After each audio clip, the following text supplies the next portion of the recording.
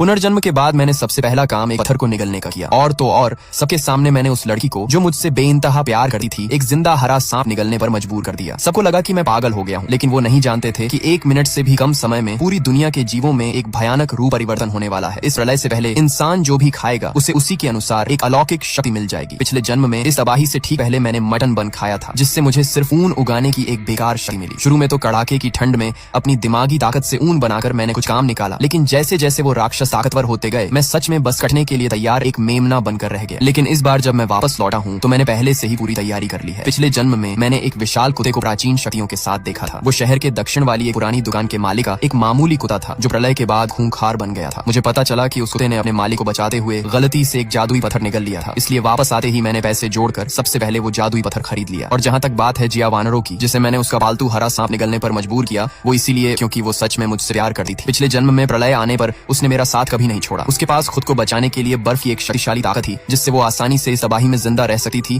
फिर भी वो मुझ जैसे कमजोर इंसान को बचाते बचाते मेरे साथ ही मारी गई। इसलिए इस बार मेरा फर्ज है कि मैं उसे सबसे शक्तिशाली बनाऊं। पिछले जन्म में उसका ये हरा सांप रूप बदलकर एक भयंकर ड्रैगन बन गया था। अगर वो दुकान के उस कुत्ते से लड़ाई में नहीं हारता तो वो भविष्य में एक महान ड्रैगन बन सकता था। और इसे जिंदा निगलने की वजह ये है कि पिछले जन्म के तजुर्बे से मुझे पता था कि जिंदा निगलने से ही सबसे बेहतरीन ताकत मिलती है।